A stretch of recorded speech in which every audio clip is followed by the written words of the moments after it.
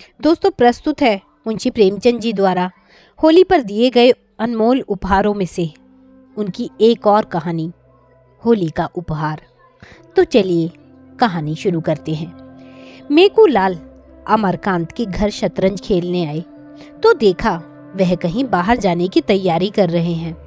पूछा, कहीं बाहर की तैयारी कर रहे हो क्या भाई? फुर्सत हो तो आ जाओ, आज 2-4 बाजियां हो जाएं।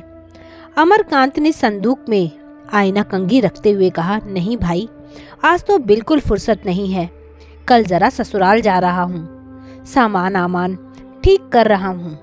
मेकू, तो आज ही से क्या तैयारी करने लगे? 4 कदम तो हैं, शायद पहली बार जा रहे हो। अमरकांत, हाँ यार, अभी एक बार भी नहीं गया। मेरी इच्छा तो अभी जाने की न थी, पर ससुर जी आग्रह कर रहे हैं। मेकू, तो कल शाम को उठना और चल देना, आध घंटे में तो पहुंच जाओगे। अमर, मेरे हृदय में तो अभी से जाने कैसी धड़कन हो रही है। अभी तक तो कल्पना में पत्नी मिलन का आनंद लेता था, अब वह कल्पना प्रत्यक्ष हुई जाती है। कल्पना सुंदर होती है, प्रत्यक्ष क्या होगा कौन जाने। मेकू, तो कोई सौगात ले ली है? खाली हाथ न जाना, नहीं मुंह ही सीधा ना होगा। अमरकांत ने कोई सौगात न लिया था, इस कला में वह अभी अभ्यस्त न हुए थे। मेकू बोला, तो अब ले लो भले आदमी, पहली बार जा रहे हो, भला वह दिल में क्या कहेंगी। अमर, तो क्या चीज ले जाऊं?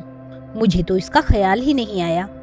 कोई ऐसी चीज बताओ जो कम खर्च और बालानशील हो, क्योंकि घर भी रुपये भेजने हैं। दादा ने रुपये मांगे हैं। मेकू माँ बाप से अलग रहता था, व्यंग करके बोला, जब दादा ने रुपये मांगे हैं तो भला कैसे टाल सकते हो? दादा का रुपया मांगना कोई मामूली बात तो नहीं है। अमरकांत ने व्यंग न समझकर कहा, हाँ, इसी बात की वजह से मैंने होली के लिए कपड़े भी नहीं बनवाए, मगर जब कोई सौगात ले जाना भी जरूरी है तो कुछ न कुछ लेना ही पड़ेगा। हल्के दामों की कोई चीज बतलाओ। दोनों मित्रों में विचार विनिमय होने लगा।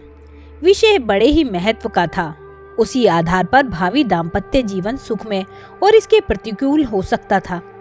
पहले दिन बिल्ली को मारना अगर जीवन पर स्थायी प्रभाव डाल सकता है तो पहला उपहार क्या कम महत्व का विषय है? देर तक बहस होती रही, पर कोई निश्चय न हो सका।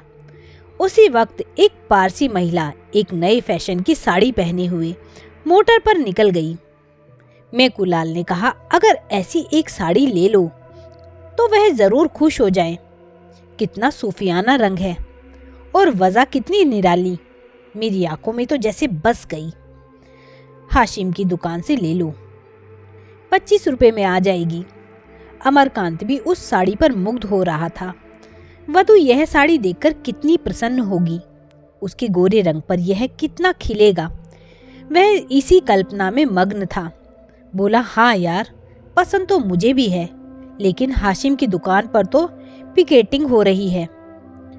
तो होने दो, खरीदने वाले खरीदते ही हैं। अपनी इच्छा है, जो चीज चाहते हैं खरीदते हैं, किसी के बाबा का साजा है क्या? अमरकांत ने क्षमा प्रार्थना के भाव से कहा, यह तो सत्य है, लेकिन मेरे लिए स्वयं सेवकों के बीच से दुकान में जाना संभव नहीं है, फिर तमाशाइयों की भीड़ ही तो लगी रहती है। मेकू ने मानो उसकी कायरता पर दया करके कहा, तो पीछे के द्वार से चले जाना, वहां पिकेटिंग नहीं होगी। किसी देशी दुकान पर नहीं मिल जाएगी? हाशिम की दुकान के सिवा और कहीं ना मिलेगी। संध्या हो गई थी। अमीनाबाद में आकर्षण का उदय हो गया था। सूर्य के प्रतिभा विद्युत प्रकाश के बुलबुलों में अपनी स्मृति छोड़ गई थी। अमरकांत दबे पांव हाशिम की दुकान के सामने पहुंचा। स्वयं सेवकों का धरना भी था और तमाशाइयों की भीड़ भी। उसने 2-3 बार अंदर जाने के लिए कलेजा मजबूत किया, पर फुटपाथ तक जाते जाते हिम्मत ने जवाब दे दिया। मगर साड़ी लेना जरूरी था, वह उसकी आंखों में खुब गई थी, वह उसके लिए पागल हो रहा था। आखिर उसने पिछवाड़े के दरवाजे से जाने का निश्चय किया। जाकर देखा, अभी तक वहां कोई वॉलंटियर न था। जल्दी से एक सपाटे में भीतर चला गया और 20-25 मिनट में उसी नमूने की एक साड़ी लेकर उसी द्वार पर आया। पर इतनी ही देर में परिस्थिति बदल चुकी थी। 3 स्वयंसेवक आ पहुंचे थे। अमरकांत 1 मिनट तक द्वार पर दुविधे में खड़ा रहा, फिर तीर की तरह निकल भागा और अंधाधुंध भागता चला गया। दुर्भाग्य की बात, एक बुढ़िया लाठी टेकती हुई चली आ रही थी। अमरकांत उससे टकरा गया। बुढ़िया गिर पड़ी और लगी गालियां देने। आंखों में चर्बी छा गई है क्या? देखकर नहीं चलते? यह जवानी ढह जाएगी एक दिन। अमरकांत के पांव आगे न जा सके। बुढ़िया को उठाया और उससे क्षमा मांग रहे थे कि तीनों स्वयंसेवकों ने पीछे से आकर उन्हें घेर लिया।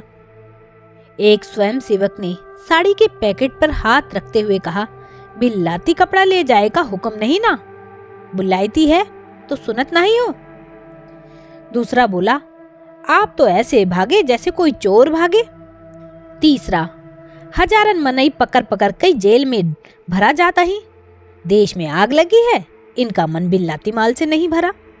अमरकांत ने पैकेट को दोनों हाथों से मजबूत करके कहा, तुम लोग मुझे जाने दोगे या नहीं? पहले स्वयंसेवक ने पैकेट पर हाथ बढ़ाते हुए कहा, जाए कैसे दे? बिल्लाती कपड़ा लेकर तुम यहाँ से कबो नहीं जा सको। अमरकांत ने पैकेट को एक झटके से छुड़ाकर कहा, तुम मुझे हरगिज नहीं रोक सकते। उन्होंने कदम आगे बढ़ाया, मगर 2 स्वयंसेवक तुरंत उसके सामने लेट गए। अब बेचारे बड़ी मुश्किल में फंसे। जिस विपत्ति से बचना चाहते थे वह जबरदस्ती गले पड़ गई। 1 मिनट में 20 आदमी जमा हो गए। चारों तरफ से उन पर टिप्पणियां होने लगी। कोई जेंटलमैन मालूम होता है? यह लोग अपने आप को शिक्षित कहते हैं। छी, इस दुकान से रोज 10-5 आदमी गिरफ्तार होते हैं, पर आपको इसकी क्या परवाह? कपड़ा छीन लो और कह दो जाकर पुलिस में रपट करें। बेचारे बेड़ियां सी पहने खड़े थे, कैसे गला छूटे इसका कोई उपाय न सूझता था। मेकुलाल पर क्रोध आ रहा था कि उसी ने यह रोग उसके सिर मढ़ा। उन्हें तो किसी सौगात की फिक्र न थी। आए वहां से कि कोई सौगात ले लो। कुछ देर तक लोग टिप्पणियां ही करते रहे, फिर छीन झपट शुरू हुई। किसी ने सिर से टोपी उड़ा ली। उसकी तरफ लपके तो एक ने साड़ी का पैकेट हाथ से छीन लिया, फिर वह हाथों हाथ गायब हो गई। अमरकांत ने बिगड़कर कहा, मैं पुलिस में रिपोर्ट करता हूँ। एक आदमी ने कहा, हाँ हाँ जरूर जाओ और हम सभी को फांसी चढ़वा दो। सहसा एक युवती खद्दर की साड़ी पहनी एक थैला लिए आ निकली। यहाँ ये हुड़दंग देखकर बोली, क्या मामला है? तुम लोग क्यों इस भले आदमी को दिख कर रहे हो? अमरकांत की जान में जान आई। उसके पास जाकर फरियाद करने लगा, ये लोग मेरे कपड़े छीनकर भाग रहे हैं और उन्हें गायब कर दिया। मैं इसे डाका कहता हूँ, यह चोरी है। इसे मैं न सत्याग्रह कहता हूँ न देश प्रेम। युवती ने दिलासा दिया, घबराइए नहीं, आपके कपड़े मिल जाएंगे। होंगे तो इन्हीं लोगों के पास। कैसे कपड़े थे?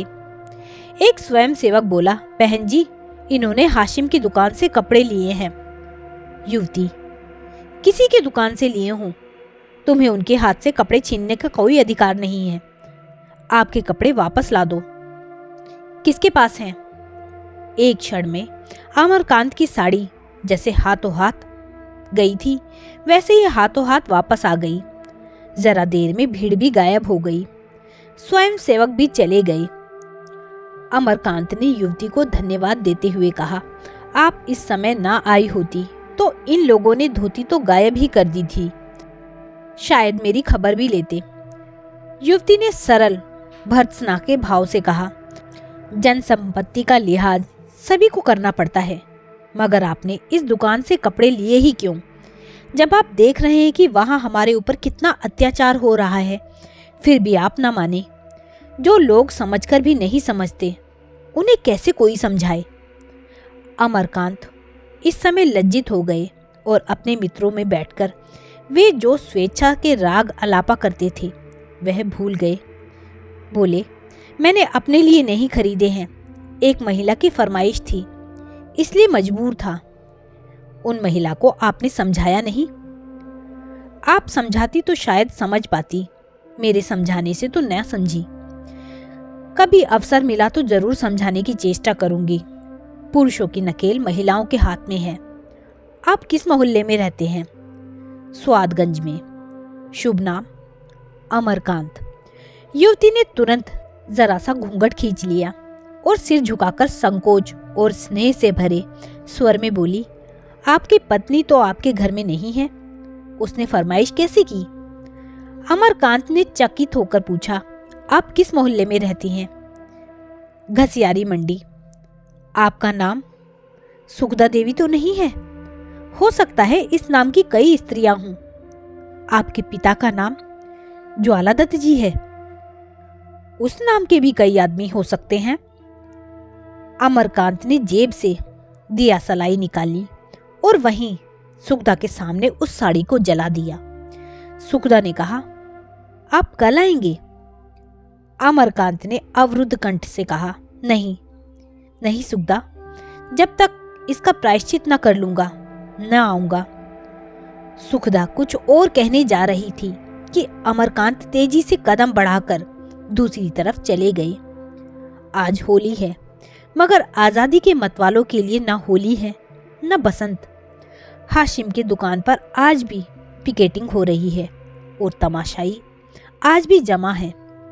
आज के स्वयं सेवकों में अमरकांत भी खड़े पिकेटिंग कर रहे हैं। उनके देह पर खद्दर का कुर्ता है और खद्दर की धोती है।